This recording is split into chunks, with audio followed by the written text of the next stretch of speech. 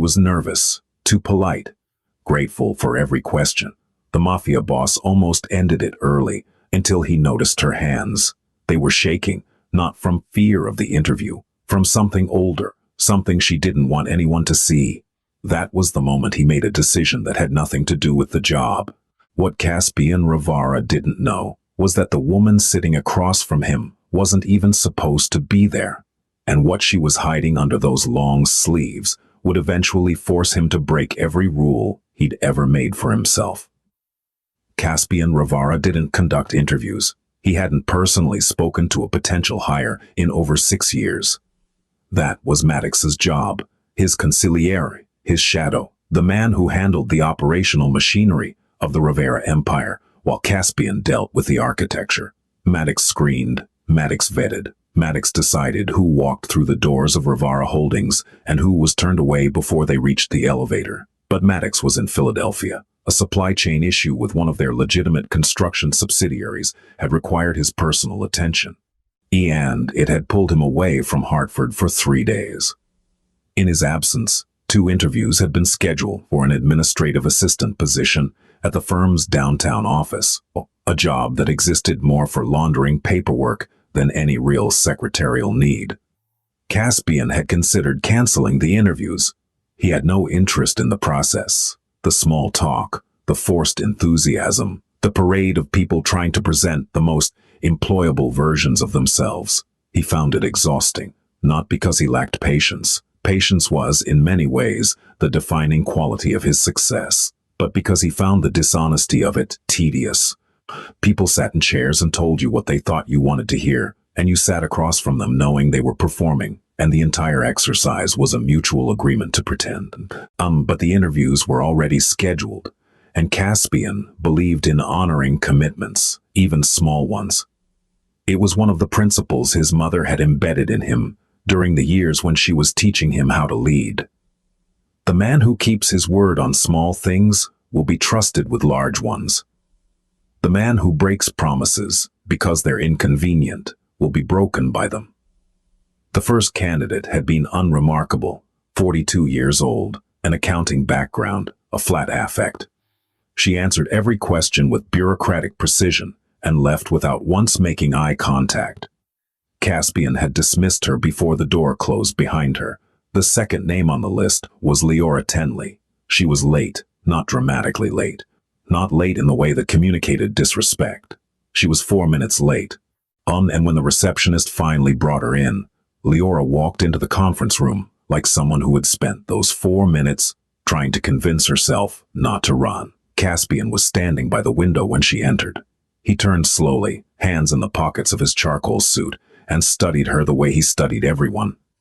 Not with warmth, not with judgment, but with a careful, measured patience that could feel, to those on the receiving end, like being read. She was 23. She looked younger. Her dark hair was pulled back into a low ponytail that she'd clearly done in a hurry. A few loose strands fell against her neck, and she kept reaching up to tuck them behind her ear, a gesture so habitual it seemed involuntary. She wore a blouse that was slightly too large in the shoulders, as if borrowed. And then her shoes, black flats, had been polished but were cracking at the sides. "Miss Tenley?" he said. She nodded quickly. Yes, sir. I apologize for being late. There was traffic near the bridge and I..." "Sit down." She sat. It wasn't an unkind command, but she obeyed it with a swiftness that caught his attention. Not because it was unusual in his world. People obeyed Caspian Rivara without hesitation, as a matter of survival. But because there was something in the way she responded. Not deference to power. Something else. A conditioned reflex.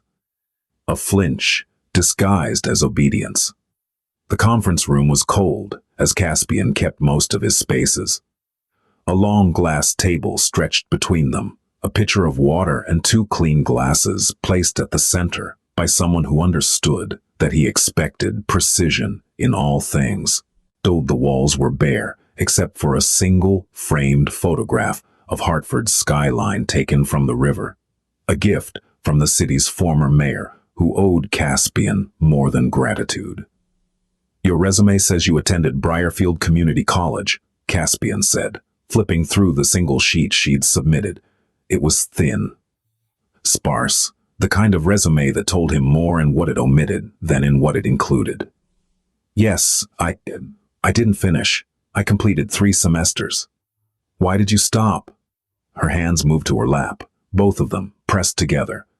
Personal reasons.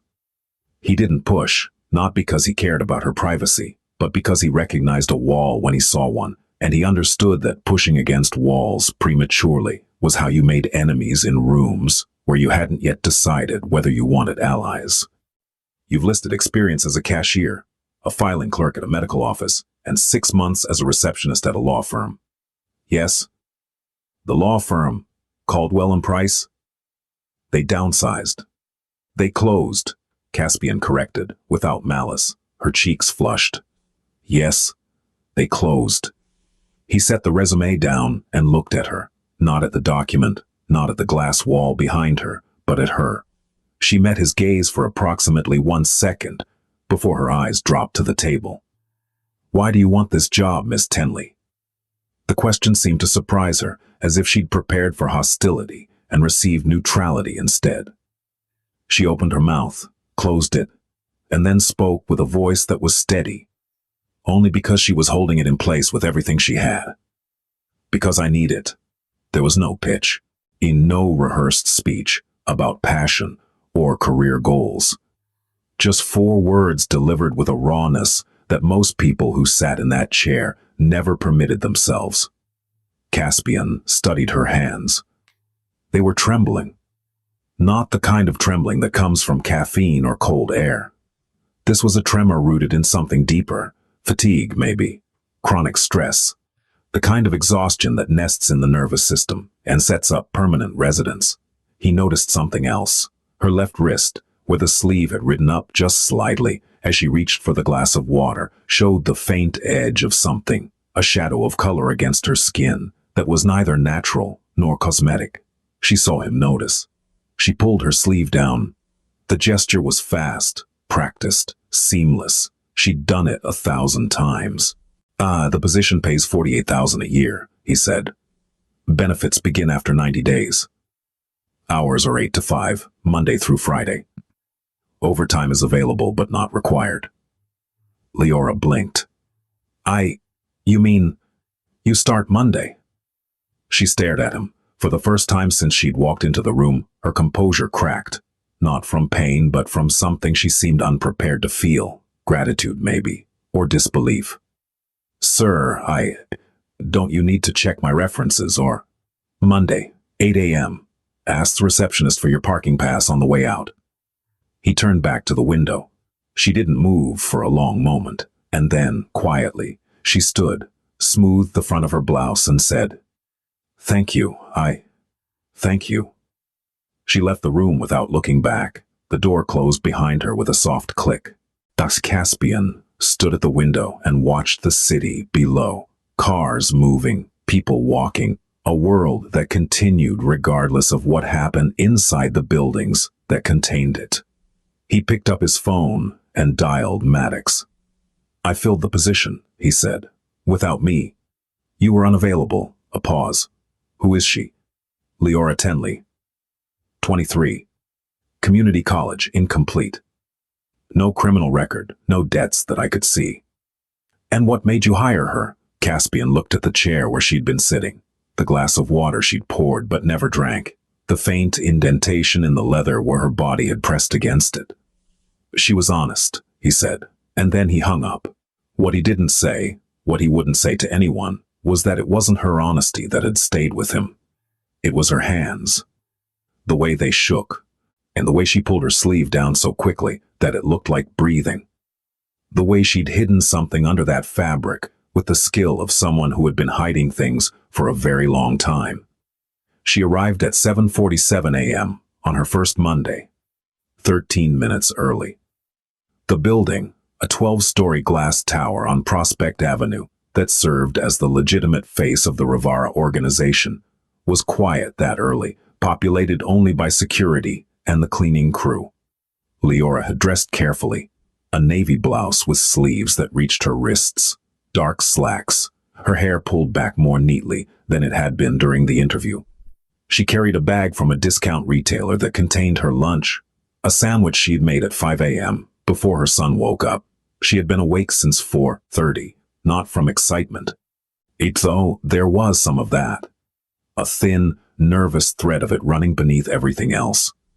She had been awake because Corvin had come home at 2 a.m., loud enough to wake Oren, and she had spent the next 2 hours calming the boy, cleaning up the bottles Corvin had left on the kitchen counter, and setting her alarm for a time she knew would allow her to be out of the apartment before he woke. She had learned that mornings were safest when she was already gone. She sat in her car in the Rivara Holdings parking garage for 12 minutes before going inside. She used the rearview mirror to check her makeup, not vanity, but inventory. The concealer under her jaw was holding. The collar of her blouse covered the rest. She looked to herself like someone who had slept well and prepared carefully. And the distance between that image and the truth was a gap she had become expert at navigating.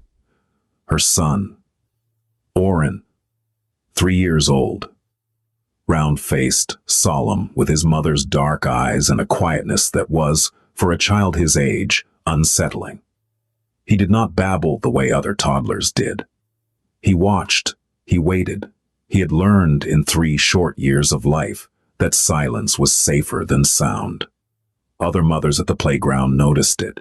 They would try to engage him, holding out toys, making faces, speaking in the high, bright voices that toddlers are supposed to respond to. And Oren would look at them the way a much older person might, assessing, calculating, determining whether this person was safe before offering any piece of himself. Most of the mothers eventually stopped trying. They would turn to each other with pitying looks and say things like, "He's just shy," or "He'll grow out of it," not understanding that what they were witnessing wasn't shyness. It was strategy, a 3-year-old's survival strategy, developed in a home where the wrong sound at the wrong moment could turn a quiet evening into something else entirely. Leora had dropped Oren at her neighbor's apartment at 6:30 a.m., a retired woman named Genera Fultz, who watched him for a rate Leora could barely afford. Genera was patient and kind, and she never asked why Oren sometimes flinched when doors closed too quickly. She had noticed, of course. Genera Fultz was 71 years old and had raised 5 children and buried 1 husband, and seen enough of life to recognize the signs. But she was also wise enough to know that asking Leora directly would only cause the young woman to withdraw, to pull Oren from her care and find someone else, someone who noticed less. So Genera said nothing. She kept Oren safe during the hours he was in her apartment, and she fed him the snacks his mother could not always afford, and she held him when he cried without asking why, and she hoped, with the quiet, persistent hope of an old woman who had seen too much, that something would eventually change. The office assigned to Leora was small but clean. A desk, a computer, a filing cabinet, and a window that overlooked the parking garage. Her responsibilities were straightforward: process incoming invoices, maintain appointment calendars, answer the second phone line, and organize documents that Maddox's team generated for the firm's above-board operations. Nothing sensitive, nothing that required clearance. A legitimate job in a building that housed many things that were not. Caspian did not interact with her directly during that first week. He existed several floors above, in a penthouse office that most employees never entered. But he had cameras. Not surveillance in the paranoid sense. They were standard security systems for a building that housed millions in assets. And he reviewed them occasionally, the way a man who had built an empire by paying attention reviewed everything occasionally. He saw her arrive early each morning. He saw her eat lunch at her desk, alone, the same sandwich every day, turkey on white bread, an apple, a bottle of water she refilled from the break room tap. And he saw her leave at exactly 5:01 p.m., moving through the lobby with a pace that was just slightly too fast, as if she was racing a clock that had nothing to do with work. By the second week, Maddox had returned from Philadelphia and reviewed the new hire himself. She's competent, he told Caspian, leaning against the doorframe of the penthouse office. Maddox was 51, silver-haired, built like a man who had stopped fighting, but hadn't stopped training. He wore his loyalty to Caspian the way some men wore wedding rings, visibly, permanently, without apology. Doesn't talk much, does the work. No complaints from the floor managers. Good. Ransom in accounting says she's the fastest filer they've had in 2 years. Good. Maddox hesitated. Wand, you hired her in under 10 minutes. I did. That's unusual for you. Caspian looked up from the document he was reading. His gaze was the kind that made most men reconsider their next sentence. Maddox was not most men. She needed the job, Caspian said simply. Everyone who applies needs the job. Not the way she did. Maddox studied his boss for a moment, then nodded. He had worked with Caspian Rivara for 19 years, since Caspian was barely 18 and already rebuilding what his father had left behind. In that time, Maddox had learned that Caspian's instincts were not random. When he acted without explanation, there was always a reason. It just took time for the reason to become visible. The third week was when it began. Monday. Leora arrived at her usual time, but something was different. She wore sunglasses. Not outside, where the September morning was bright enough to justify them. Inside, at her desk. She kept them on as she hung her coat, as she powered up her computer, as she opened the first stack of invoices. When Ransom Hetrick from accounting passed her desk, on his way to the break room, he paused. You okay, Leora? She looked up, a movement that seemed to cost her effort. The sunglasses were large, dark, the kind that covered not just her eyes, but the skin beneath them. Migraine, she said, and she smiled, a small, practiced, completely convincing smile. Ransom nodded sympathetically and moved on. By noon, the sunglasses were off. Whatever had been beneath them was now concealed by makeup applied in the restroom during her break. Caspian would later learn this from the security footage, even though he wouldn't review it until later, when the pattern had become impossible to ignore. Tuesday of the same week. Leora wore a cardigan despite the office temperature. It was buttoned to her wrists. When she reached across her desk for the stapler, the fabric rode up her forearm for just a moment, enough for the overhead fluorescent to catch what was underneath. A bruise. Not fresh, yellowing at the edges. The kind that takes days to develop that particular hue of sickened green. She pulled the sleeve down. Wednesday, she moved differently. There was a stiffness in her left side that altered her gait. Not dramatically, but enough. She carried her lunch bag in her right hand only. She reached for objects with her right arm only. When she sat down, she lowered herself slowly, carefully, in the way someone sits when their ribs are screaming. Thursday, she called in sick. Friday, she returned. She was quieter than usual, which was notable because Leora Tenley was already one of the quietest people in the building. She spoke when spoken to, completed her assignments with meticulous precision, and ate her lunch alone with the door to her small office closed. But now there was something else, a guardedness, a new layer of invisible armor that she wore the way she wore those cardigans, constantly, deliberately, hoping no one would notice that it didn't quite fit the weather. Caspian reviewed 3 days of footage on Friday evening, after the building had emptied. And he sat in his darkened office and watched the monitors, not with suspicion, but with the careful attention of a man who had survived by reading what others concealed. He watched her arrive Monday with the sunglasses. He watched her flinch when Ransom Hetrick reached past her to grab a file on Tuesday. A flinch so quick it could have been a shadow, except that Caspian Rivara did not mistake shadows for flinches.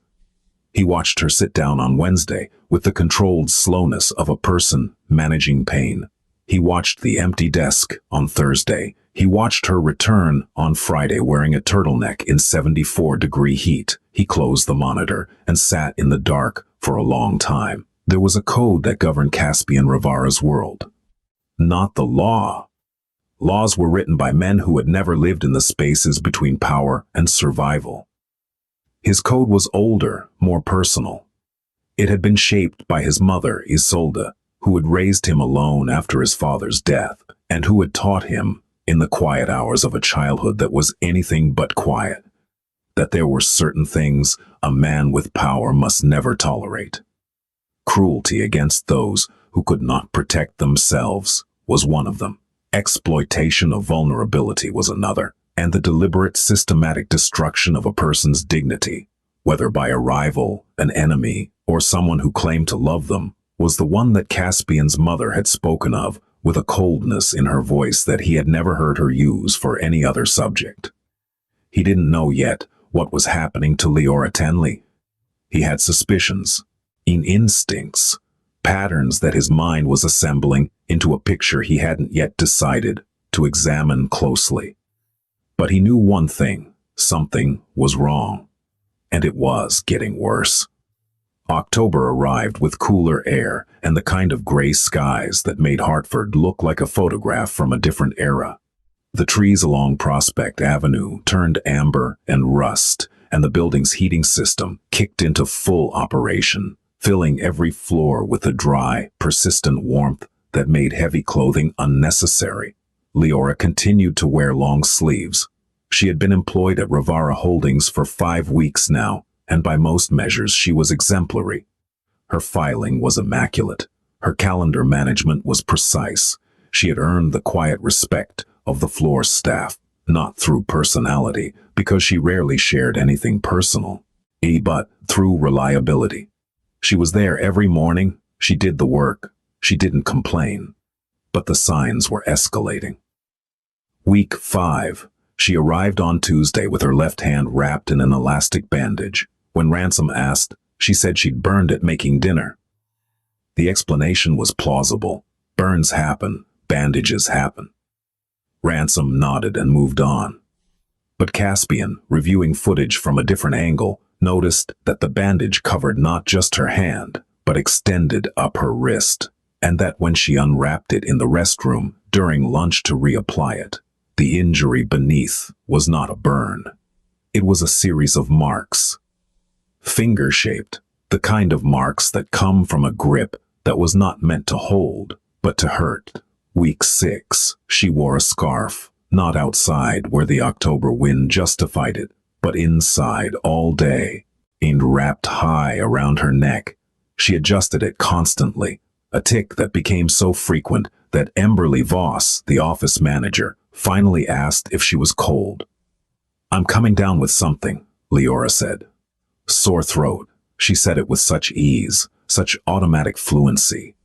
The lie arrived before the question had fully landed, as if she had a library of explanations stored and ready, filed by body part and level of visibility. Caspian made his first direct approach on a Wednesday afternoon, in the 6th week. He had come down to the 4th floor for a meeting with one of his attorneys, a rare enough occurrence that it generated whispers among the staff. And on his way back to the elevator, he stopped at Leora's office. The door was open. She was at her desk, typing. The scarf was still in place, her hair pulled back as always, and he exposed the side of her neck where the scarf didn't quite reach, and there, just above the collarbone, barely visible, was a mark, purplish, recent. He knocked on the doorframe. She startled, not the normal startle of someone interrupted, the full-body startle of someone who lives in a state of perpetual alert. Her shoulders came up, her hands left the keyboard and went to her lap. Her eyes, those dark, careful eyes, found him, and for a moment he saw it. The raw, unfiltered fear that lived beneath every practiced smile and every rehearsed excuse. Then it was gone, replaced by the mask. "Mr. Rivara," she said and stood. Can I help you with something?" "Sit down, Miss Tenley." She sat, that same immediate obedience that troubled him in the interview. He stepped into her office and closed the door, and she watched him do it, and he saw her posture shift, a barely perceptible tightening, as if the closing of a door was a signal her body had learned to interpret as danger. He sat in the chair across from her desk. "How are you settling in?"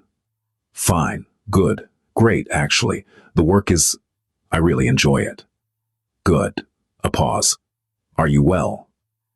The question was simple, 2 words, but Leora received it like a blow. Her mouth opened, then closed. Her hand drifted to the scarf at her neck, an unconscious gesture, and she caught herself, redirected the hand to the desk, pressed it flat against the surface.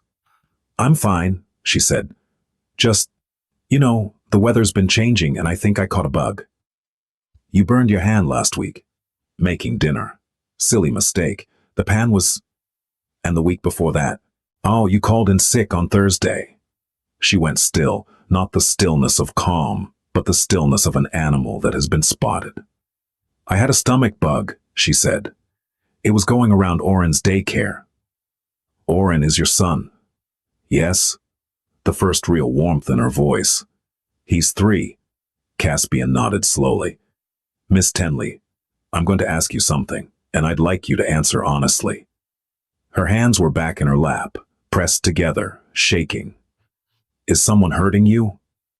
The silence that followed was the loudest thing in the room. It expanded to fill every corner, pressing against the walls, pushing against the window. Leora's face went through a sequence of expressions so rapid that a less observant man would have missed them. Shock, fear, recognition, calculation, and then the one that settled, the one she chose, offense. "What?" No, of course not. Why would you ask me that?" "Because you've come to work 3 times in 6 weeks with injuries that you've explained with stories that don't match what I'm seeing." "I told you I'm clumsy. You can ask anyone, I've always been clumsy." "The marks on your wrist weren't from a burn." She pulled her hand under the desk. "They were. They absolutely were. I grabbed the pan wrong and..." "Leora." The use of her first name stopped her. She looked at him, and in that look, he saw everything she was fighting to conceal. The exhaustion, the shame, the desperate need to maintain the story that kept her world from collapsing. "I'm fine, Mr. Rivara," she said. Her voice was steady, firm, convincing, if you didn't know what to listen for. "I appreciate your concern. I really do. But I'm fine." He held her gaze for a long moment. Then he stood. "If that changes," he said, "my door is open." She nodded. "Thank you." He left. She sat alone in her office for 14 minutes after he was gone. She did not type. She did not reach for her phone. She sat with her hands in her lap, shaking, staring at the space where he had been, and tried to breathe. The phone calls started during week 7. Leora's personal cell would ring at unpredictable intervals throughout the day, sometimes once, sometimes 6 or 7 times in a row. She always stepped out to answer, always returned looking slightly diminished, as if each call subtracted something from her. She never mentioned the calls. She never explained them.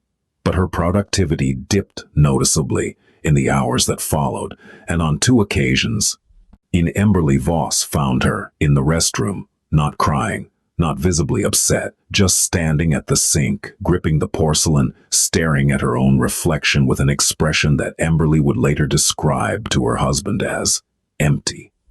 One afternoon, Caspian was on the 4th floor again when Leora's phone rang. She was at the copy machine, and she answered it with a quickness that suggested not eagerness, but fear of what would happen if she didn't answer quickly enough. "Hey," she said. Her voice changed, dropped, softened, became smaller. "No, I'm at work. I can't." I know, I'm sorry. I didn't mean..." "Corvin, please," I said I was sorry." A pause. Whatever was said on the other end made her close her eyes. "I'll be home by 6. "Yes, okay, I will, I promise." "No, please don't. He's fine. He's at Ganara's and he's fine." Please don't call her." "I'll handle it. Okay, bye." She hung up. She stood at the copy machine for a moment, pressing the phone against her chest, and then she tucked it into her pocket and returned to her office with her head down. Caspian, standing in the hallway 10 feet away, had heard every word. Corvin. He filed the name away in the same mental vault where he stored the names of allies, enemies, and the small number of people who existed in the space between. People he had not yet decided how to categorize. That evening he called Maddox. "I need information on someone." "Who?" "A man named Corvin, connected to Leora Tenley." Maddox was quiet for a moment. "The new hire." Yes. What kind of information? Everything. Maddox didn't ask why. He never did. Ah, how fast? Tomorrow. The file arrived at 9 a.m. the next morning, delivered not digitally, but in a physical folder, Maddox's preference for sensitive material. Caspian read it at his desk, with a cup of black coffee cooling untouched beside him. Corvin Dre, age 27. Born in Glastonbury, Connecticut, no degree, employment history, construction laborer, nightclub bouncer, currently unemployed. 2 prior arrests, 1 for assault, charges dropped, 1 for disorderly conduct, 30 days suspended, no convictions. Known associates, minor street-level dealers, none connected to Caspian's network. Current address, 14 Marbeck Lane, East Hartford, same address as Leora Tenley. Relationship status, listed as her ex-partner on social services documentation, related to their son, Oren Dre Tenley, ex-partner. But living at the same address. Caspian read the file twice. Then he read the arrest reports. The assault charge had been filed by a previous girlfriend, a woman named Thessaly Brigg, who had subsequently recanted her statement and refused to testify. The disorderly conduct had occurred outside a bar in New Britain, where Corvin had shattered a car window with his fist during an argument with an unidentified woman. Pattern. Caspian closed the file and sat in the silence of his office. Through the window, Hartford sprawled beneath him, a city of steeples and concrete, insurance companies and shadows. Somewhere in that city, in a small apartment on Marbeck Lane, a 23-year-old woman was going home to a man with a history of violence and a talent for avoiding consequences. And she was going willingly, and not because she wanted to, because she didn't believe she had the right to leave. It was a Friday evening in late October. The air was cold enough to justify the coat Caspian wore, a dark wool overcoat that made him look less like a man of his position and more like any other professional heading home after a long week. He drove himself, which he rarely did. A black sedan, unregistered to any name that led back to his organization. No driver, no tail car, no one knew where he was except himself. He parked on a side street 3 blocks from 14 Marbeck Lane at 5:38 p.m. The neighborhood was what real estate agents would call up and coming, which meant it was still struggling. The homes were a mix of duplexes and small apartment buildings, some well kept, most bearing the quiet erosion of deferred maintenance. Porches sagged. Gutters hung at angles. The cars parked along the curb were older models, functional but tired. A group of kids rode bicycles down the sidewalk, weaving between parked cars with the careless invincibility of childhood. An older man sat on his porch across the street from number 14, drinking something from a can and watching the traffic with the patient attention of someone who had nowhere else to be. A dog barked somewhere behind one of the houses, short, sharp barks, the kind that meant territory, not alarm. This was not the kind of neighborhood where Caspian Rivara spent time. His world existed in glass towers and renovated brownstones, in private dining rooms and conference suites, where the furniture alone cost more than any house on this street. But he had grown up in a neighborhood not unlike this one, before his father's organization had expanded, before the money had transformed their circumstances. And he recognized its rhythms. The sound of televisions through open windows, the smell of someone's dinner drifting across the street, the particular quality of light that fell on houses where people worked long hours and came home tired and made the best of what they had. Number 14 was a duplex. 2 stories. Beige siding that had once been white. A narrow front porch with a plastic chair and an overturned tricycle, Oren's presumably. The first floor windows were lit, the curtains were thin, and from his position across the street, Caspian could see the blurred movements of figures inside. The second floor unit appeared empty. No lights, no movement. EA for rent sign hung crookedly from the porch railing. The whole structure had the look of a building that its owner had stopped investing in, maintained just enough to collect rent and not $1 more. He waited. At 5:52 p.m., Leora's car, a 12-year-old Honda Civic with a dented rear bumper, pulled into the short driveway. She got out quickly, opened the back door, and lifted Oren from his car seat. The boy wrapped his arms around her neck and pressed his face against her shoulder. She carried him up the porch steps, shifted him to one arm, and opened the front door. She paused at the threshold, just for a moment. A hesitation so brief, it could have been nothing. A fumbled key, a shifted grip on the child. But Caspian saw it for what it was. The pause of a person who does not want to enter their own home. She went inside, and for the next 40 minutes, nothing happened. Caspian sat in his car, watching the lit windows, seeing the occasional shadow pass behind the curtains. He could not hear what was happening inside. He could only watch the silhouettes, 2 adults, 1 child, moving through the muted glow of a home that, from the outside, looked ordinary. Then, at 6:34 p.m., the voices started. Not shouting, not at first. A man's voice, raised just above conversation level. The kind of volume that isn't technically yelling but carries the same threat. Caspian couldn't make out the words, but he could hear the cadence. Accusatory, relentless, building. Then Leora's voice. Quieter. Smaller. Trying to de-escalate. The same tone he'd heard on the phone call at the office. "I'm sorry, I didn't mean to, please." The man's voice got louder. A crash. Something heavy hitting something hard. A wall, a floor, a table. The kind of sound that vibrates through cheap construction and reaches the street. Through the thin curtains, Caspian saw a shadow move. Fast, aggressive. And then, another shadow, smaller, stumble backward. He saw the smaller shadow raise its arms, not in attack but in defense. The universal gesture, the crossed arms, the ducked head, the body curling in on itself to protect the soft places. There was another sound. Not a crash this time. Something different. The sound of a person's body making contact with a surface in a way that bodies should not. It was dull, final. The kind of sound that comes from force, applied to flesh by flesh. And then, worst of all, silence. Not peaceful silence. The loaded silence that follows impact. The silence of aftermath. Not the silence that fills a room when one person has been hurt and both people are deciding what to do next.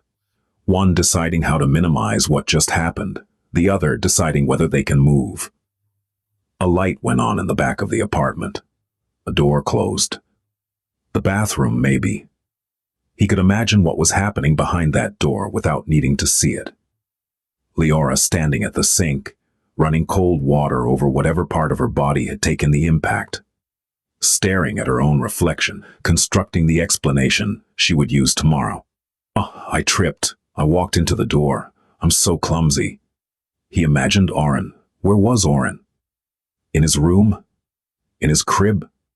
Awake, listening to the sounds that no child should learn to interpret, or asleep, spared this one night, only to be woken the next by the same sounds, or worse. Dean Caspian's hands tightened on the steering wheel. His knuckles went white. He had controlled men who ran narcotics through 6 states. He had negotiated with people who would kill over a percentage point. He had sat across from federal agents and never once lost his composure. But this was different, because this wasn't business. This wasn't territory, or money, or power. This was a woman he had looked in the eye and asked, "Is someone hurting you?" And she had looked back at him and said, "No." And they had both known she was lying. He drove home. His residence was a renovated brownstone in West Hartford's most exclusive enclave, understated from the outside, immaculate within. He entered through the private garage, hung his coat in the hallway, and walked to his study without turning on the lights. And he poured himself a single measure of whiskey. He didn't drink it. Instead, he sat in the leather chair his mother had bought him when he'd purchased this house. The same chair she'd sat in during the final months of her illness, when she was too proud to use a hospital bed and too tired to climb the stairs. And he thought.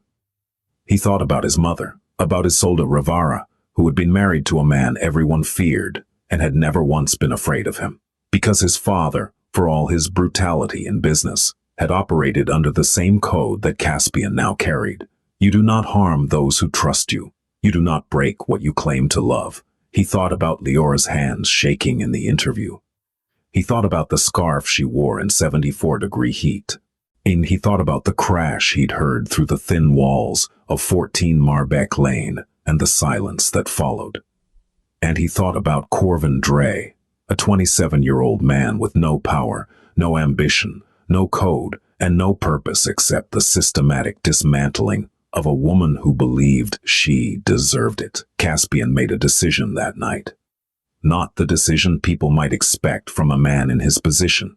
He did not call his enforcers, did not order retribution, did not set the machinery of his empire into motion against a man who, by every metric that mattered in his world, was insignificant. Instead, he picked up his phone and called someone he hadn't spoken to in 2 years, Dr. Aurelian Cobb. Aurelian was a psychologist who specialized in trauma and domestic violence. She ran a private practice in New Haven and consulted for 3 shelters in the region. She was also the only person outside his organization who knew the full truth about what Caspian Rivara did for a living, because she had treated his cousin Thessalina after a situation that had nearly destroyed the family. Aurelian, he said, I need your advice. It's 10 o'clock at night, Caspian. I know. She heard something in his voice. She always did, and her tone shifted. Tell me. He told her. Not everything. Not the surveillance, not the file on Corvin, but enough. A woman at his office, signs of abuse, denial when confronted, emotional dependency on the abuser. Aurelian listened without interrupting. When he finished, she was quiet for a long time. You can't force her to leave, she said. I know. If you confront her again, she may withdraw further. She may quit the job. I know. If you go after him directly, you'll confirm her fear that the world is dangerous and that she needs him to survive it. He's probably told her that no one else would want her, that she's lucky to have him. If you remove him, you remove her framework, and without support in place, she'll find another one just like him. What do I do? You create conditions. Safety, consistency. You let her know, without pressure, that there is a world outside that apartment where she is valued for who she is, not what she endures. You don't save her, Caspian. You give her the tools and the space to realize she can save herself. He was quiet. There's a legal aid organization in Hartford, Aurelian continued. Whitfield Resources. And they handle domestic situations, restraining orders, custody, housing. And there's a therapist I can recommend.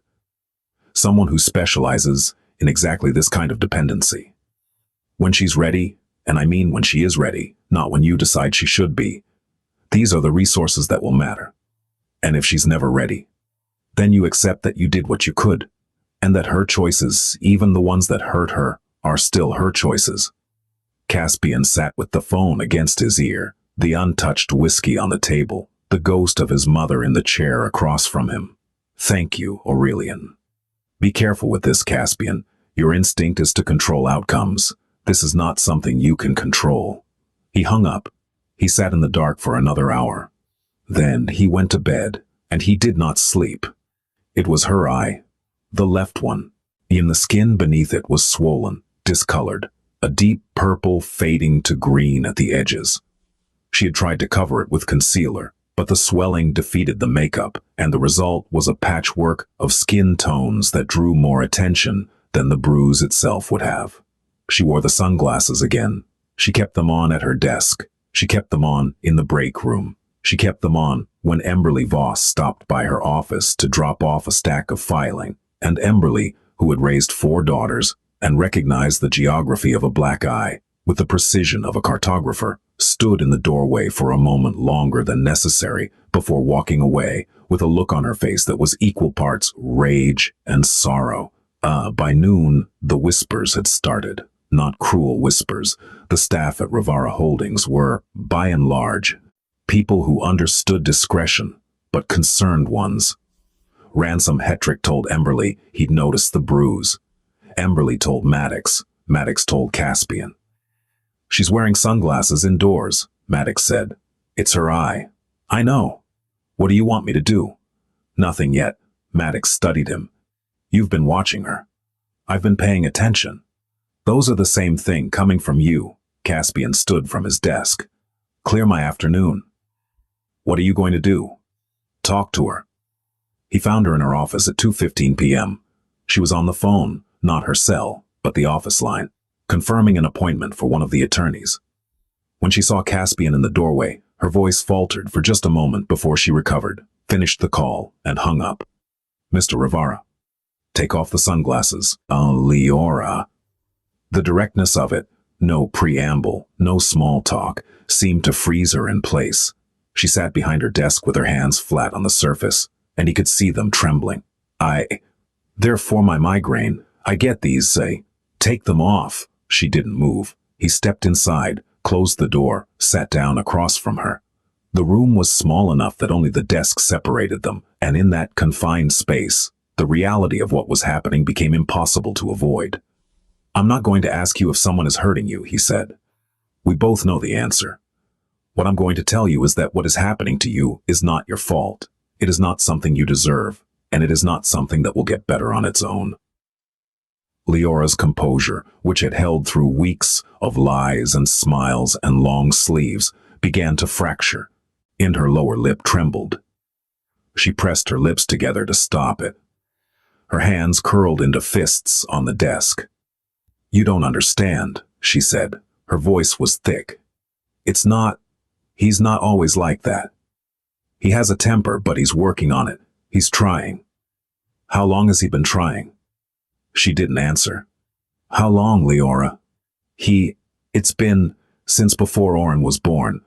But it wasn't bad at first. It was just, he'd get frustrated and sometimes She stopped, swallowed. He loves me. I know how that sounds. I know, but he does. He tells me all the time. He says he can't live without me. That's not love. You don't know him. I know what I see when you walk into this building. You see what you want to see. The words came out sharper than she'd intended, and she immediately retreated. Her eyes dropped, and her shoulders curved inward, and she shook her head as if apologizing for the outburst. I'm sorry. I didn't mean. Don't apologize for having a reaction. She looked at him then, really looked at him, and in that look, Caspian saw the war raging inside her. The part that knew the truth, fighting against the part that had spent years constructing a reality in which the truth didn't exist.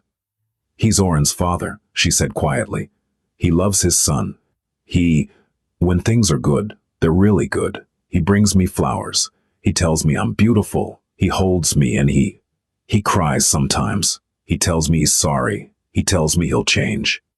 Does he change? The silence was answer enough. I can't leave, she said.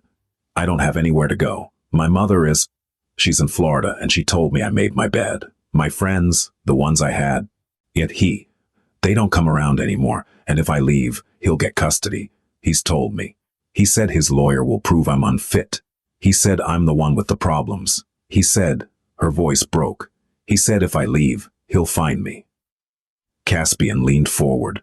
His voice when he spoke carried a quietness that was more powerful than volume. The controlled calm of a man who had learned that real authority doesn't need to be loud. Listen to me. What he tells you about custody, it's not true. There are organizations that exist specifically to help women in your situation navigate the legal system. What he tells you about being unfit, it's not true. You work, you care for your son. You show up every day to a job that you do with more diligence than people I pay 3 times your salary. What he tells you about finding you, that is a threat. And threats are something I understand very well. She shook her head. You don't know what he's capable of. I know exactly what he's capable of, and I'm telling you, not as your employer, but as someone who sees what is happening.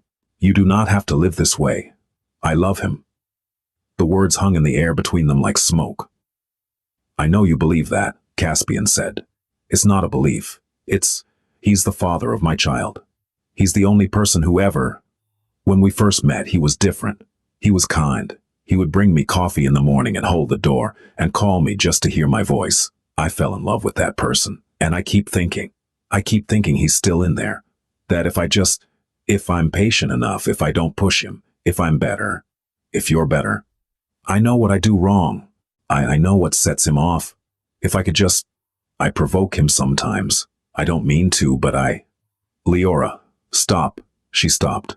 You are not responsible for another person's violence. You are not the cause. You are not the trigger. No amount of being better will fix what is broken inside him, because what is broken inside him is not something you broke.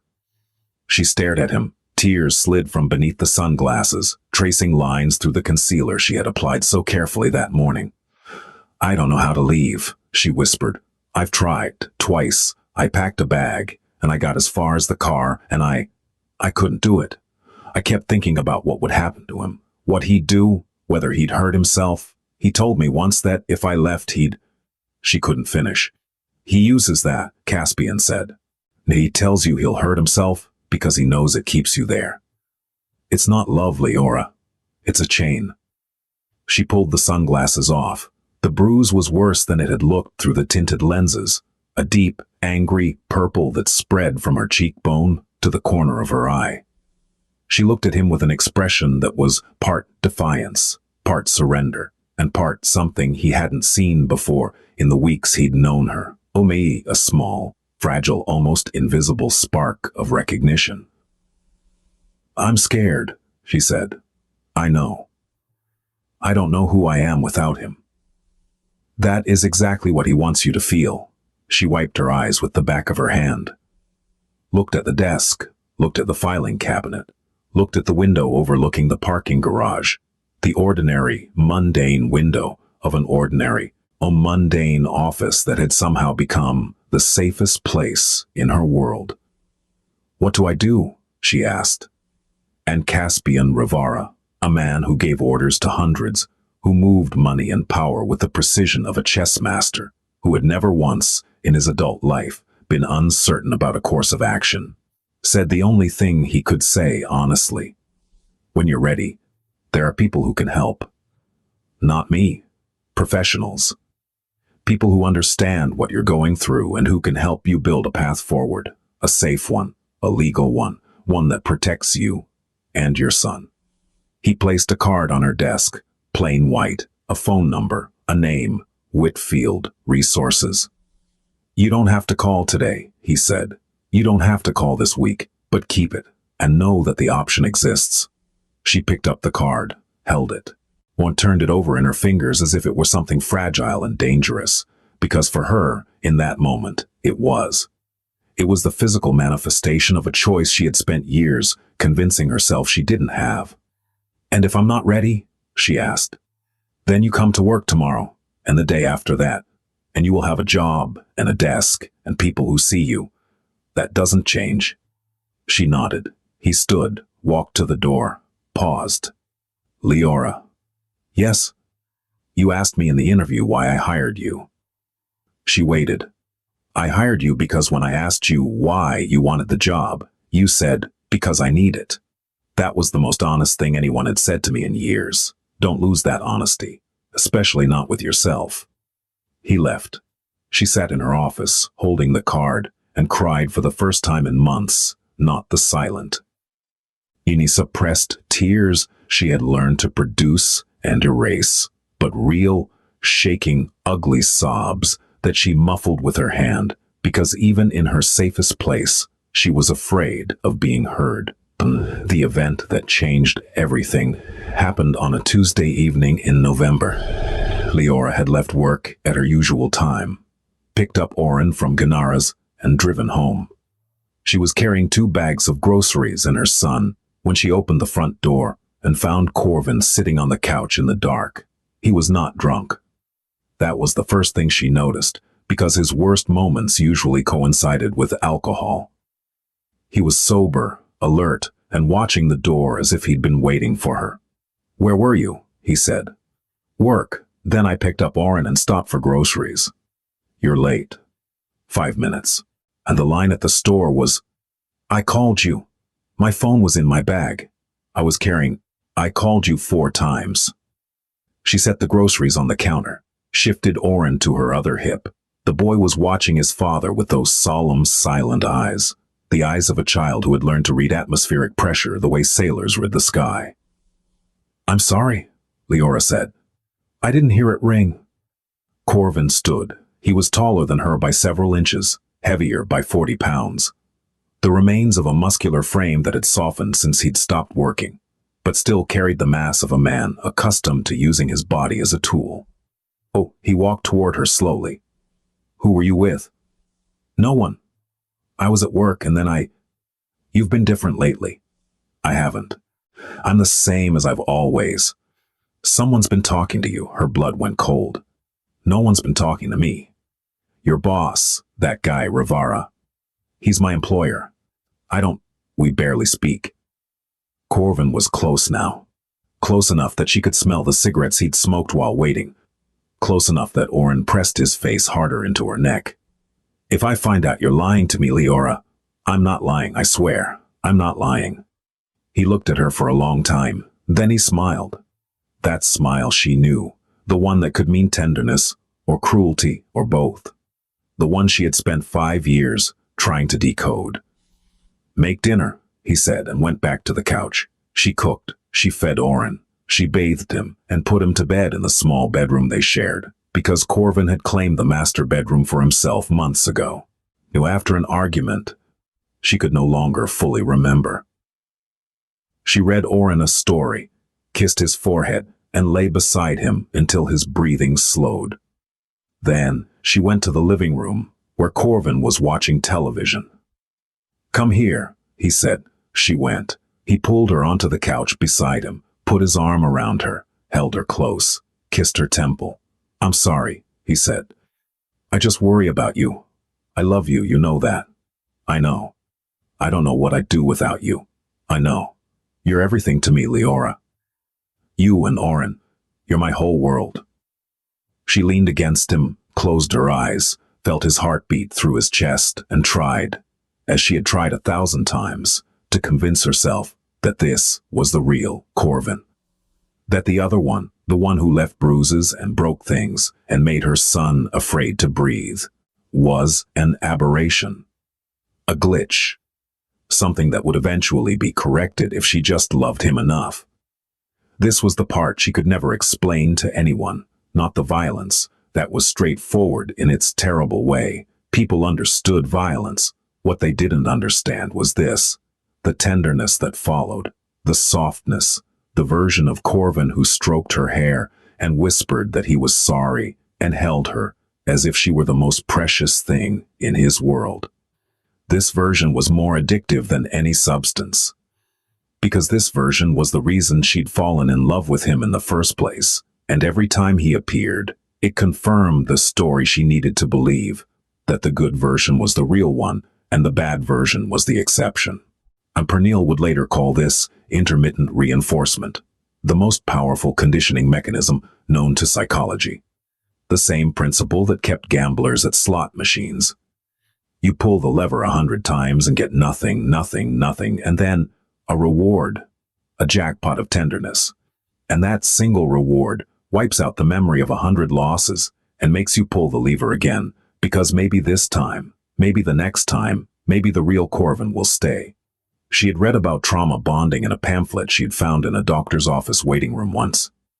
She had read the descriptions of the cycle: tension, explosion, reconciliation, calm, and she had recognized every phase with a clarity that made her hands shake. But recognizing the cage and escaping the cage are different things. The bars are made of hope, and hope is the strongest material in the universe. But something was different tonight, because behind her driver's license, folded once and pressed flat, was a white card with a phone number. And for the first time, the card felt heavier than the arm around her shoulders. 3 days later, Corvin hit Oren. Not hard. Not the way he hit Leora. A shove, rough, sudden, because the boy had spilled milk on the carpet, and Corvin was on the phone, and the noise had interrupted him. He shoved the child with one hand, and Oren fell backward, hit the edge of the coffee table, and began to scream. Leora was in the kitchen. She heard the scream and came running. Oren was on the floor. There was a cut on his forehead, small but bleeding. He was crying with the open-mouthed, a gasping terror of a child who doesn't understand what has happened to him. Corvin was standing over him, phone still in his hand, looking at the boy with an expression that was not remorse, but annoyance. "He needs to learn to be more careful," Corvin said. Something shifted inside Leora. It wasn't a dramatic realization. It wasn't a cinematic moment of clarity, accompanied by swelling music. It was quieter than that, smaller, more devastating. It was the sound of her son screaming, combined with the sight of blood on his face, combined with a look in Corvin's eyes. The complete absence of concern for a child he claimed to love, and it was the sudden, searing understanding that if she stayed, this would be Oren's life, not just hers, his. She would survive it. She had been surviving it for 5 years. And she could survive it for 5 more, because she had built an entire identity around the act of enduring. But Oren couldn't. Oren was 3 years old, and he was already afraid of loud noises, and he didn't babble the way other children did, and he flinched when doors closed too quickly. And if she didn't leave, he would grow up learning that love was something that left marks. She picked up her son. She cleaned the cut. She bandaged his forehead. She held him until he stopped crying. And then, at 9:47 p.m., while Corvin slept in the master bedroom, she took the white card from behind her driver's license. She sat on the bathroom floor with the door locked and the shower running to mask the sound. And she dialed the number. Whitfield Resources answered on the second ring. The woman on the line, Tamsin, as she said her name was, spoke with the calm, unhurried patience of someone who had answered calls like this hundreds of times and understood that the most important thing was not information, but presence. "Take your time," Tamsin said. "You don't have to tell me everything tonight. You just have to tell me what you need right now." "I need to leave," Leora whispered. "I have a son. He's 3. I don't have money. I don't have anywhere to go." "Okay, that's okay. We can help with all of that. Are you safe right now?" "He's asleep." "Okay, here's what I want you to do. Can you pack a bag tonight? Just the essentials. Documents, clothes for you and your son, anything you can't replace." "Yes." "And tomorrow morning when it's safe, I want you to come to our office. I'm going to give you an address. Can you write it down?" "Yes." Tamsin gave her the address, gave her an appointment time, gave her the name of an intake counselor, Pernille, who would be waiting for her. "Leora," Tamsin said, "you've already done the hardest part." "What's that?" "You call." She packed the bag at 2 a.m. Quietly, methodically. Her hands shook, but her mind was clear, clearer than it had been in years. Birth certificates, social security cards, Oren's vaccination records. 3 changes of clothes for each of them, his stuffed rabbit, the one he slept with, the one that smelled like home, her wallet, the white card tucked back behind her license like a talisman. She moved through the apartment like a ghost, opening drawers with the care of someone disarming a bomb.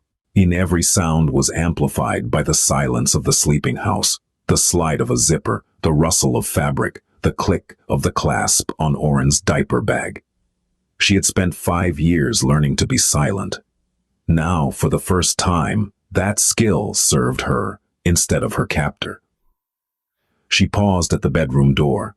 Corvin was asleep, sprawled across the mattress, one arm flung over the side, mouth open. He looked peaceful. He looked harmless.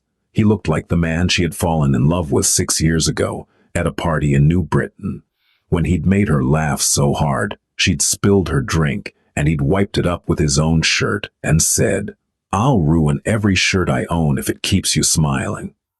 She stood in the doorway and looked at him, and she felt the pull, the gravitational force of a shared history, a shared child, a shared bed. And the pull said, "Stay. He'll be better tomorrow. He always is for a while. Go back to bed. Put the bag away. Nothing has to change tonight."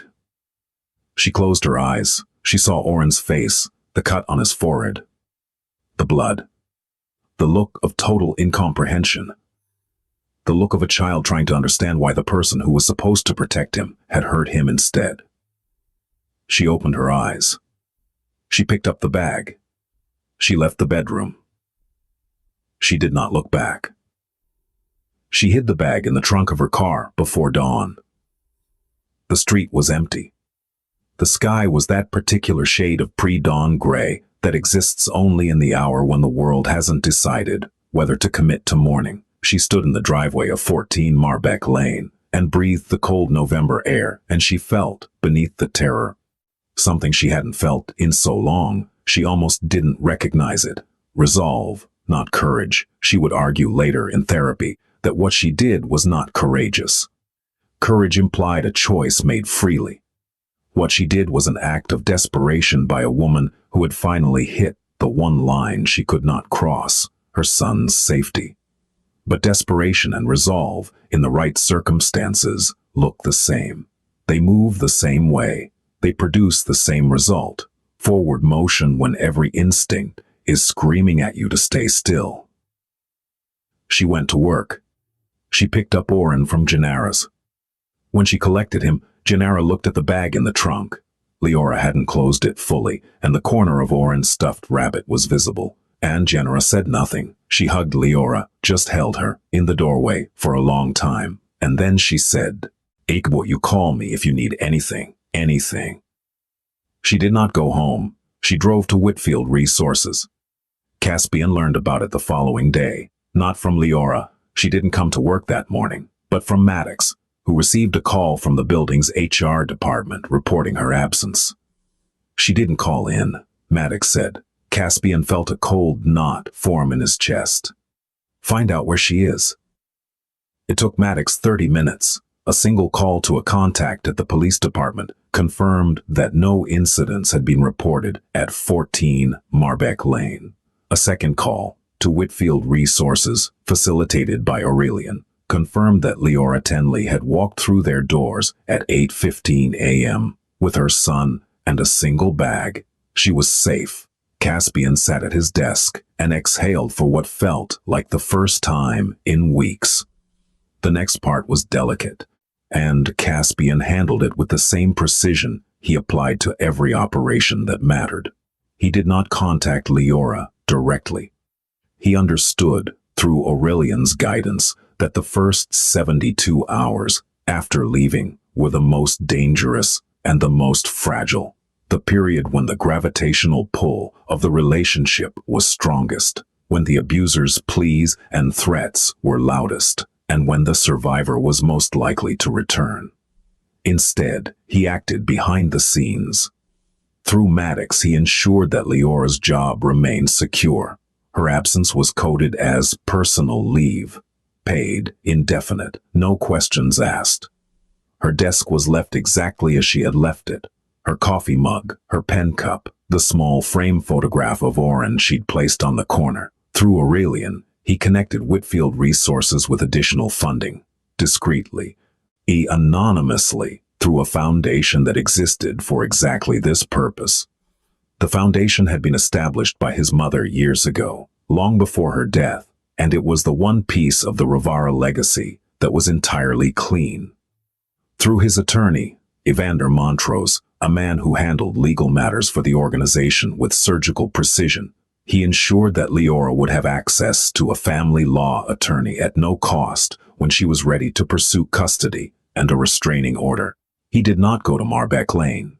He did not confront Corvin Dre. He did not send anyone to deliver a message or a warning or a threat, not because the impulse wasn't there.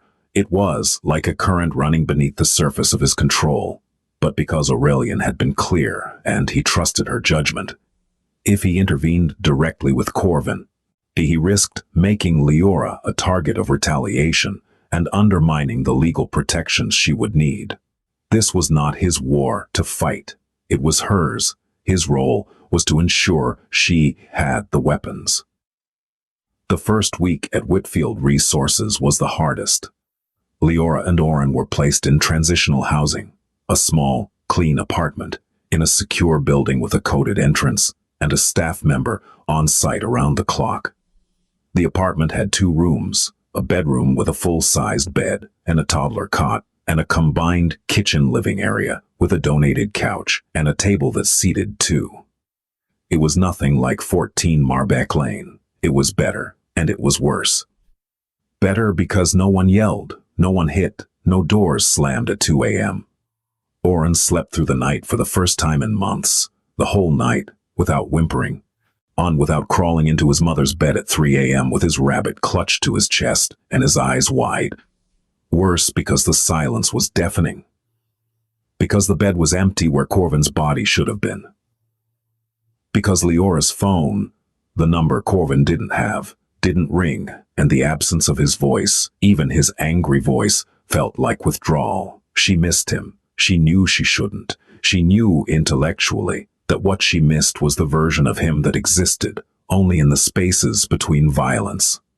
The tender Corvin, the apologetic Corvin, the one who held her and said he'd change. But intellectual knowledge and emotional experience are different languages, and her heart spoke one while her mind spoke the other, and the translation between them was agonizing. She cried every night for the first 5 days. Not for what she'd lost, but for what she wanted to go back to. The familiar pain that at least felt like home.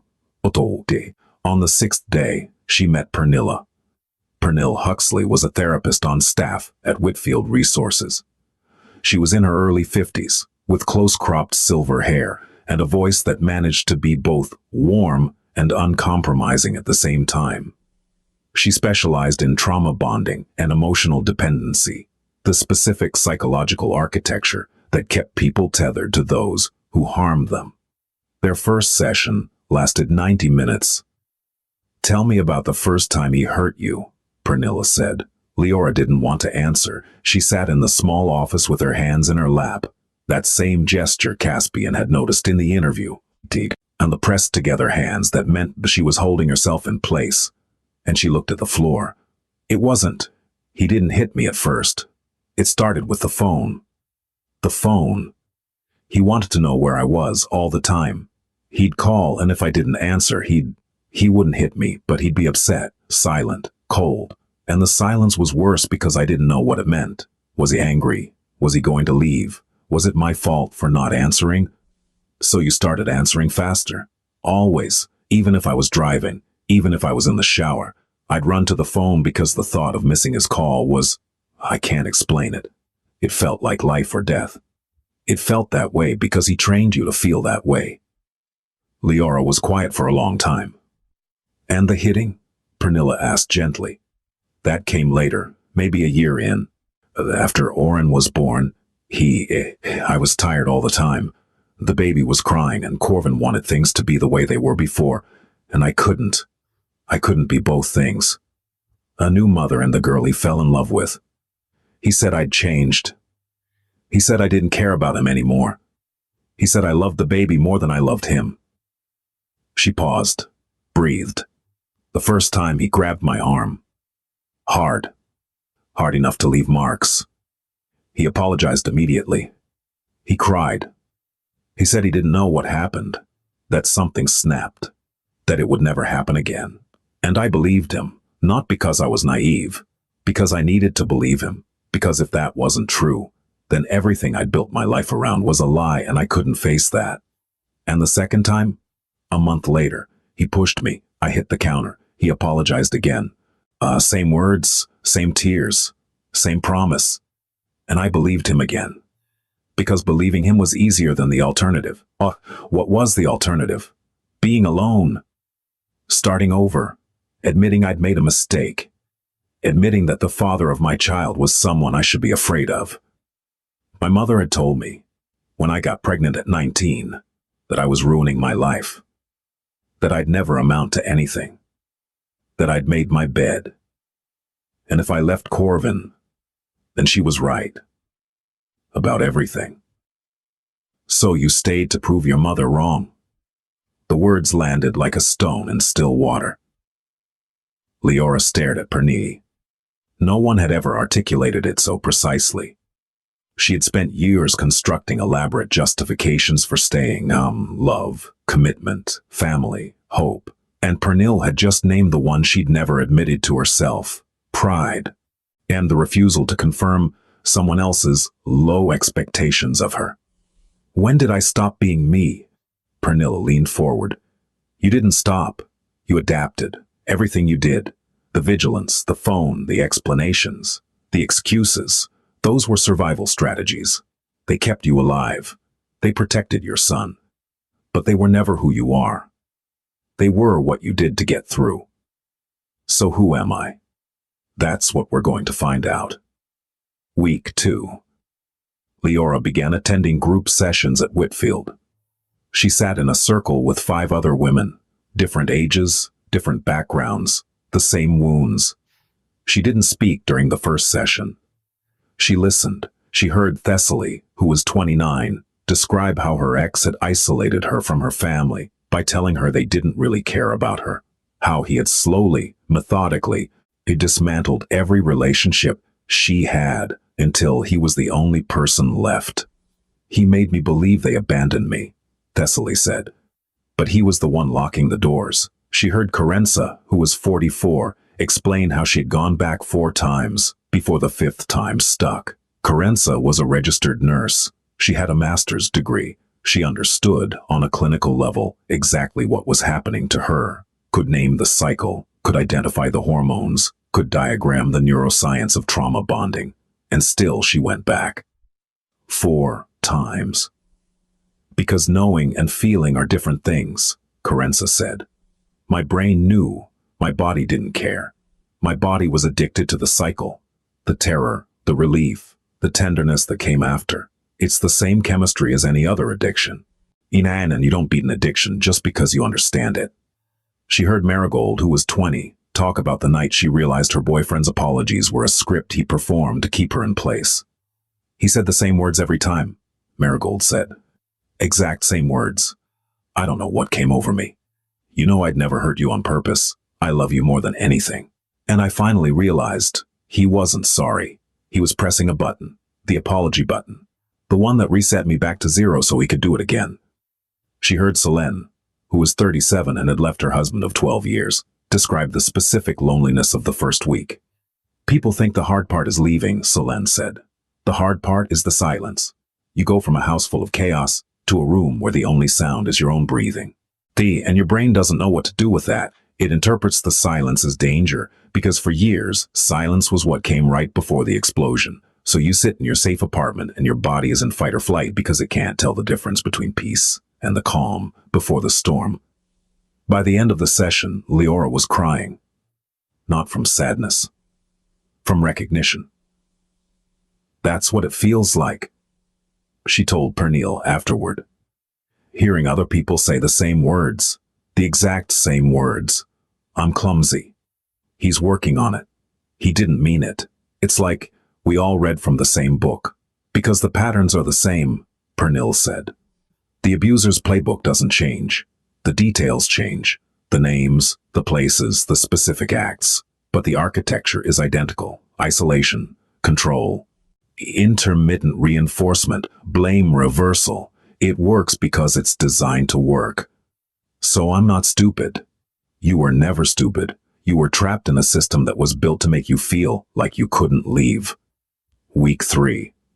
Leora returned to work. She walked into Rivara Holdings at 8:02 a.m. 2 minutes late, which she would have apologized for profusely a month ago, but now simply noted and moved past. Her desk was exactly as she'd left it.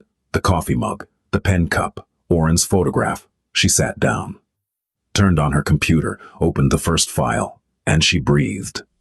Amberly Voss appeared in her doorway 10 minutes later with a cup of coffee, not from the break room, but from the cafe across the street. The good kind. The kind Leora had never bought herself, because she'd always considered it an unnecessary expense. Welcome back, Amberly said, and set the cup on her desk. Thanks. The cup and the 2 words, and the quiet understanding between 2 women who didn't need to say more. Ransom Hetrick stopped by at lunch. Hey, glad you're back. Me too. Maddox appeared in her office at 3 p.m. with a stack of files that needed organizing and a briskness in his manner that communicated, more clearly than warmth could have, that she was needed, not pitied, needed. These are a mess, he said, dropping the stack on her desk. Whoever filed them last should be fired. Oh wait, that was me. She almost laughed. Almost. The muscles were rusty, but they remembered. She did not see Caspian that day. Not because he wasn't there. He was on the top floor, aware of her return, aware of everything. But because he understood that his presence, at this point, would carry too much weight. He was the man who had asked, the man who had pushed, and right now, what she needed was normalcy, not the person who had witnessed her at her most vulnerable. But she found an envelope on her desk at the end of the day. No name on it. Inside, a single sheet of paper from the HR department confirming that her health insurance had been upgraded to include mental health coverage, therapy, psychiatry, and family counseling, effective immediately. She held the paper for a long time.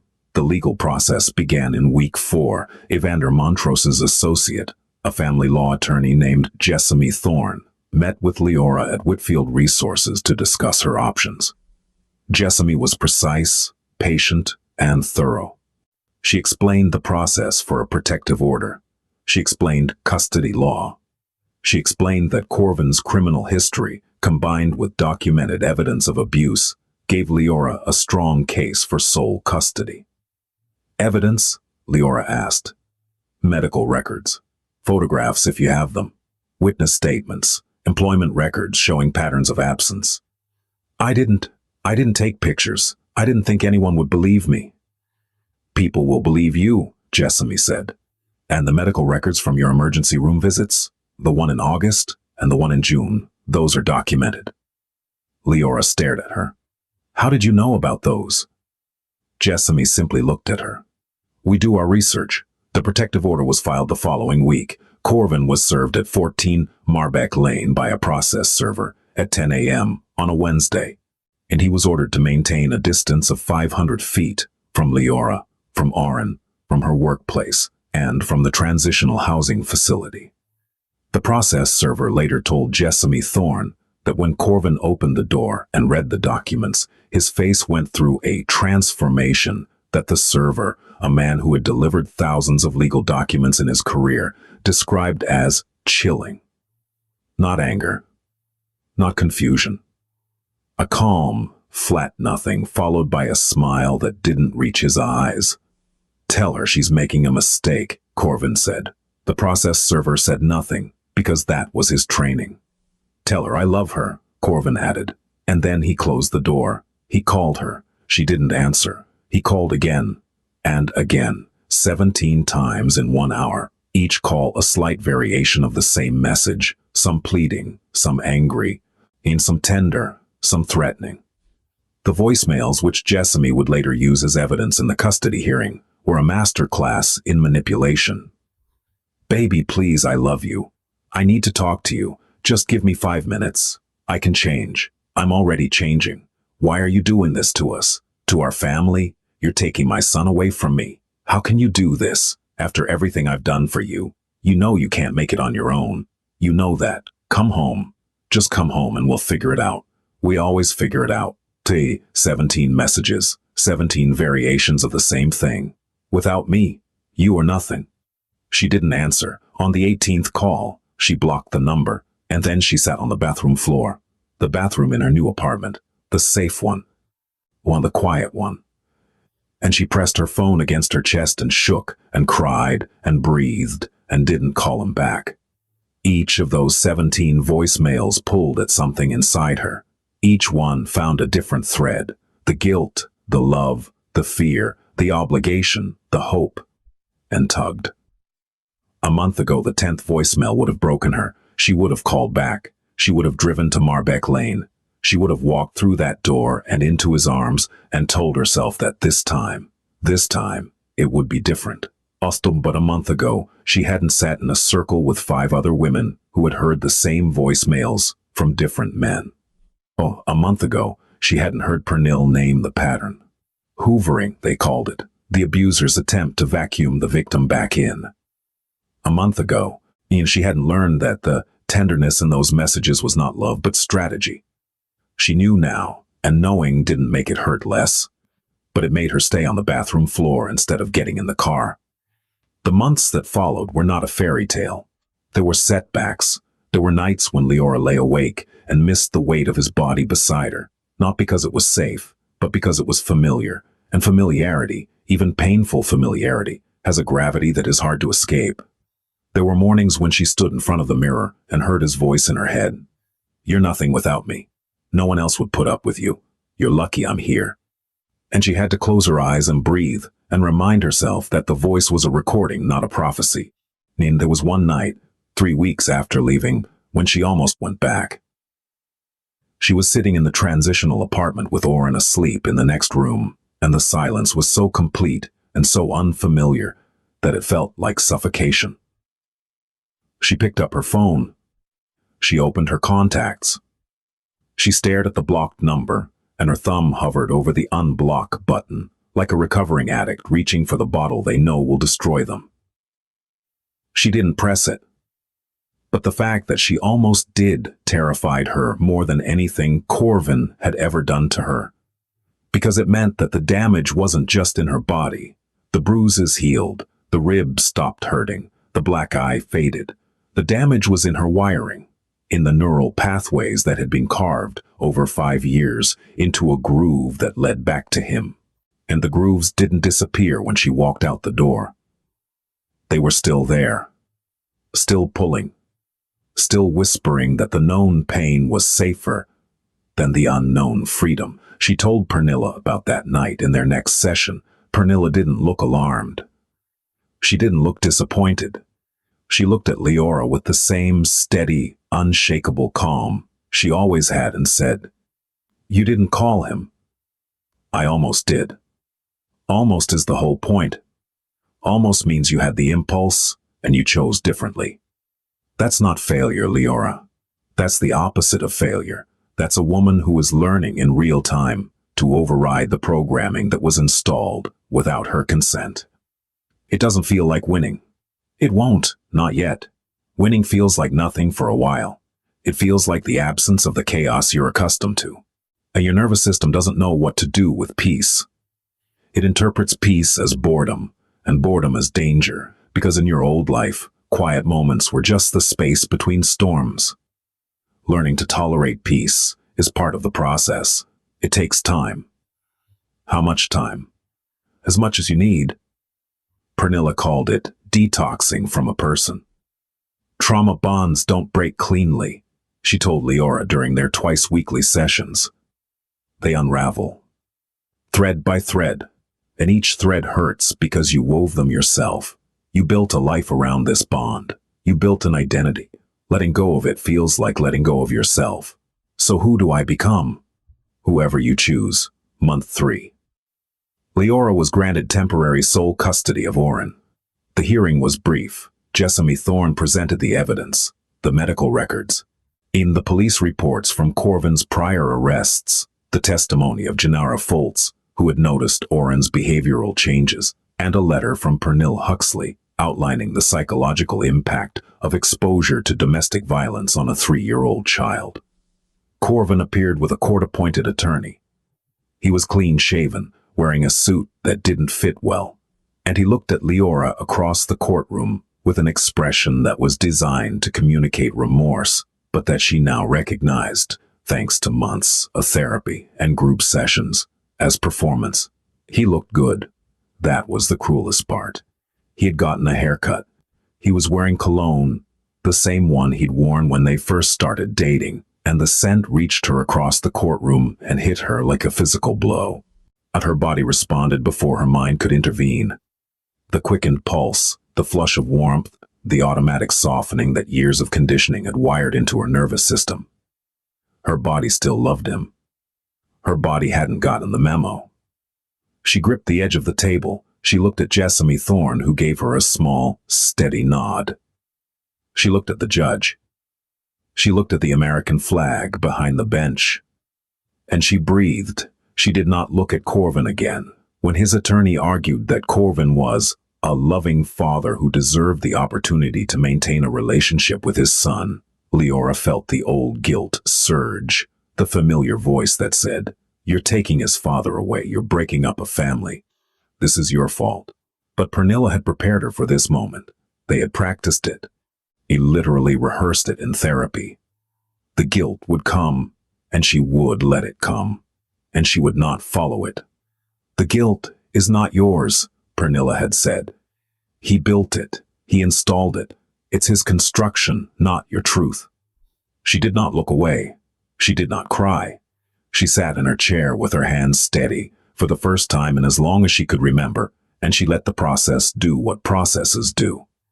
Temporary sole custody. Granted. Supervised visitation. Approved. Contingent on Corvin's completion of a court-mandated anger management program.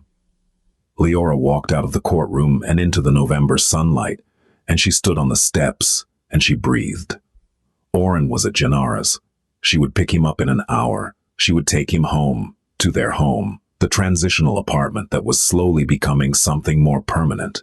Something that smelled like the lavender candles she'd started buying, and the oatmeal she made every morning, and the detergent she chose herself, because she could choose things now. She called Pernille from the courthouse steps. "How do you feel?" Pernille asked. "Terrified." "Good. Good. Terrified means you're feeling something real. For years you numbed yourself to survive. Terror is honest. It means you're alive." Month 5. Leora moved into a permanent apartment, a one-bedroom, in a complex that Whitfield Resources had helped her secure through a housing assistance program. It was small. It was hers. She painted Oren's corner of the bedroom a pale blue, and he helped her, his small hands covered in paint, laughing in a way she hadn't heard him laugh in over a year. The first night in the new apartment, she couldn't sleep. Not from fear.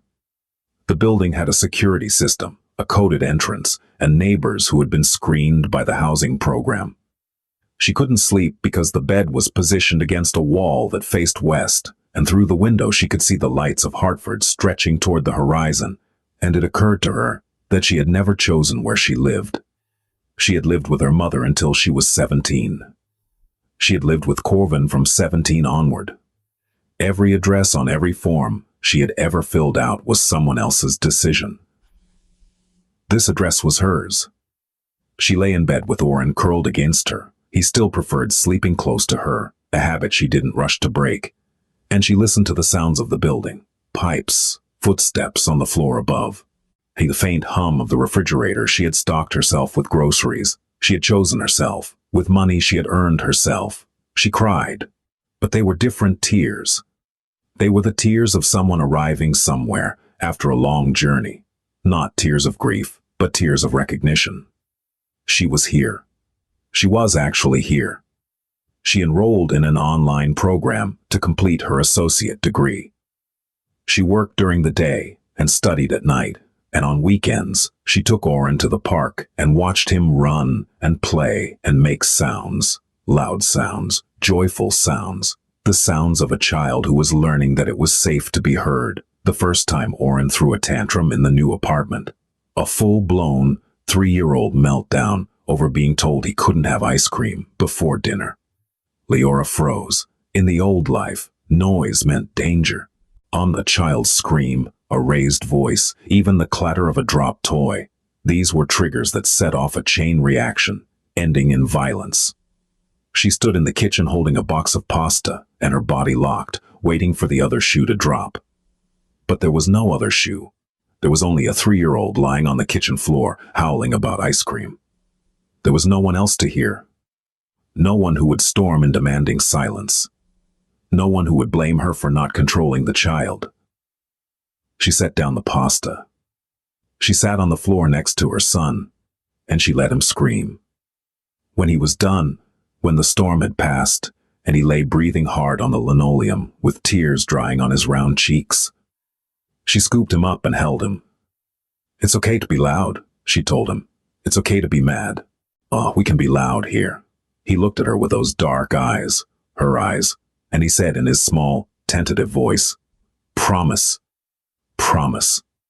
It was such a small thing, such an ordinary moment between a mother and a child, but for Leora, it was everything, because she had just given her son the one thing she had never been given, permission to feel.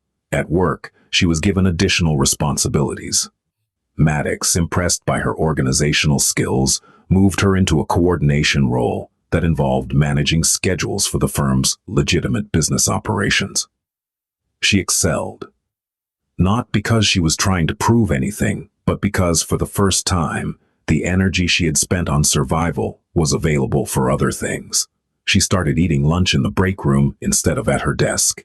And she learned that Ransom Hetrick was training for a half marathon, and that Emberly Voss had a daughter in medical school, and that Maddox, stern, silver-haired Maddox, had a weakness for the banana bread that the cleaning crew's supervisor made every Friday. She was not healed. She would later tell Pernille that she didn't think healed was the right word, that it implied a destination, a finish line, and what she was experiencing felt more like a direction, a way of walking, a practice. But she was walking. 7 months after she left Marbeek Lane, Leora knocked on the door of Caspian Rivera's office. She had never been to the top floor. She had never sought him out, not once, in all the months she'd worked there. Their interaction had been limited to the interview, the conversations about the bruises, and the card he'd placed on her desk. Everything else, the insurance, the legal help, the job security, had arrived through other hands, other names. Others opened the door, looked at her, and stepped aside without a word. Caspian was at his desk. He looked up. She stood in the doorway of his office. The same woman who had walked into a conference room 8 months ago with shaking hands and a borrowed blouse and a resume that said more in what it omitted. But different. Her posture was straighter. Her eyes were clearer. She wore a blouse that fit her shoulders and shoes that were new and hands that, while they rested at her sides, did not tremble. Mr. Rivera, Miss Tenley. She walked to the chair across from his desk and sat down. She didn't wait for permission. And she sat because she chose to, and the difference between obedience and choice was something she now understood in a way that informed everything she did. I came to say thank you. You don't need to. I know I don't need to. I want to. He looked at her. And for the first time she looked back without flinching. You saw me, she said. Before I could see myself, you saw what was happening, and instead of looking away, the way everyone else did, the way I needed everyone to do so I could keep pretending, you didn't look away. Anyone would have, no, they wouldn't have. I walked through that world for 5 years and no one asked. My mother didn't ask. My friends, the ones who were left, they didn't ask. My doctor who treated the burns and the falls and the accidents didn't ask. You asked. And when I lied, and you didn't accept it. He was quiet. You didn't save me, she said. I want you to know that I understand that. You didn't kick down the door. You didn't threaten him. You didn't carry me out. You gave me a card, a phone number, a choice, and that. Her voice thickened, but she didn't stop. That was the most respectful thing anyone has ever done for me. You treated me like someone who was capable of saving herself. No one had ever done that before. Caspian Rivera, who negotiated with senators and managed an empire and never, in his adult memory, had been at a loss for words, sat behind his desk and said nothing. Because there was nothing to say that wouldn't diminish what she had just given him. Oren is doing well, she said. He talks now. A lot, actually. He told me yesterday that he wants to be a firefighter. A good ambition. And I'm finishing my degree. I'll have my associates by spring. Good. She stood, extended her hand. He took it. Her grip was firm. Steady. Thank you, Mr. Rivera. Caspian. She smiled. A real smile. Not practiced, not performed, not designed to conceal or convince. A smile that came from a place inside her that had been dark for 5 years and was now, slowly and imperfectly, filling with light. Thank you, Caspian. She left his office. The door closed. He sat at his desk and looked out the window at Hartford, the city of steeples and concrete, insurance companies and shadows. And he thought about his mother, about the code she had given him, about the things a man with power must never tolerate. And he thought about Leora Tenley, a woman who had been invisible, who had been shaking, who had worn long sleeves in warm rooms and sunglasses indoors and lies that fit so well they might have lasted a lifetime, who had, against every odd and every fear and every voice that told her she couldn't, chosen herself. Not because someone saved her, because someone saw her, and because in the end, she decided to see herself. Oren Tenley turned 4 in March. His birthday party was held in the community room of his mother's apartment complex. There were balloons. There was cake, chocolate, his favorite, baked by Gennara Foltz, who still watched him on weekdays and now did so because she wanted to, not because Leora had no other choice.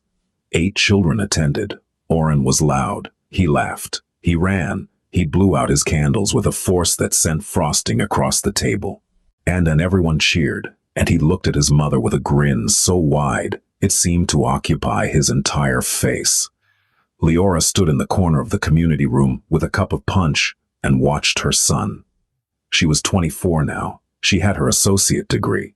She had been promoted at Rivara Holdings to operations coordinator.